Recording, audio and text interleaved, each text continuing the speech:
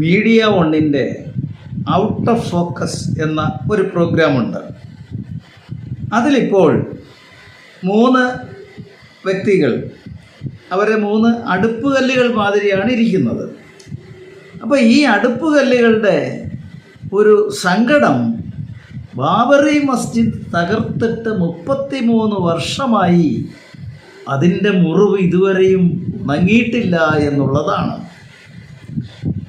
അപ്പോൾ ഈ അടുപ്പുകല്ലുകളോട് എനിക്കൊരു ചോദ്യം: ഈ ബാബർ എവിടെയാണ് മസ്ജിദ് പണിഞ്ഞത്?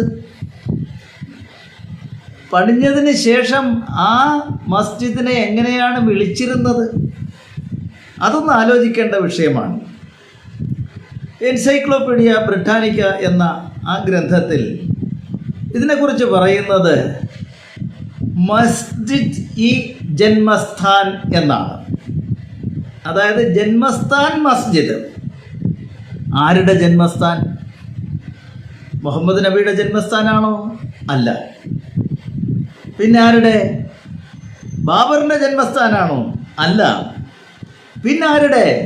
സാക്ഷാൽ ശ്രീരാമചന്ദ്രൻ്റെ ജന്മസ്ഥാൻ. ആ ജന്മസ്ഥാനത്ത് ഉണ്ടായിരുന്നത് എന്താ? രാമക്ഷേത്രം. ആ രാമക്ഷേത്രം ഹിന്ദുക്കളുടെ ആരാധനാ കേന്ദ്രമായിരുന്നു. അപ്പോൾ ഇവിടെ ഈ അടുപ്പുകല്ലുകൾ ഇരുന്ന് ബാബറി മസ്ജിദ് പൊളിച്ചപ്പോൾ അതിൻ്റെ മുറിവുണങ്ങിയില്ല എന്ന് പറയുമ്പോൾ, ആ രാമക്ഷേത്രം തകർത്തതിൽ വെച്ച് ഹിന്ദുക്കൾക്കുണ്ടായിരുന്ന മുറിവ് എത്ര അഗാധമായിരുന്നു! ആ മുറിവിനെ കുറിച്ച് ഈ അടുപ്പുകല്ലുകൾക്ക് ഒന്നും അറിയണ്ടേ? ആ മുറിവ് ഉണങ്ങണ്ടേ?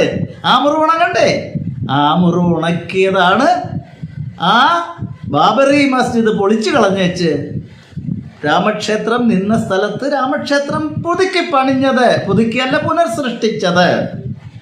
അത് ഈ നാടിൻ്റെ ഒരു അഭിമാന സ്തംഭമായി ഇന്ന് നിലനിൽക്കുന്നു. അത് കഴുകിക്കളഞ്ഞത് ഒരു അപമാനത്തിൻ്റെ ചിഹ്നമായിരുന്നു, ഒരു വൈദേശിക അധിനിവേശത്തിൻ്റെ ചിഹ്നമായിരുന്നു. അവിടുത്തെ ഈ രാഷ്ട്രത്തിൻ്റെ സ്വന്തം ജനതയുടെ അഭിമാനത്തെ വ്രണപ്പെടുത്തിയ ഒരു സംഭവത്തെ ഓർമ്മിപ്പിക്കുന്നതിൻ്റെ ചിഹ്നമായിരുന്നു. അത് കഴുകിക്കളഞ്ഞു.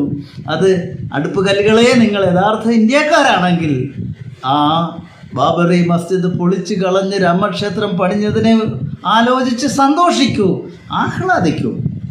ഇപ്പോൾ ഇതാ പശ്ചിമ ബംഗാളിൽ മുർഷിദാബാദ് എന്ന് പറയുന്ന സ്ഥലത്ത് ഒരു ബാബറി മസ്ജിദിൻ്റെ പണി ആരംഭിച്ചു കഴിഞ്ഞിരിക്കുന്നു.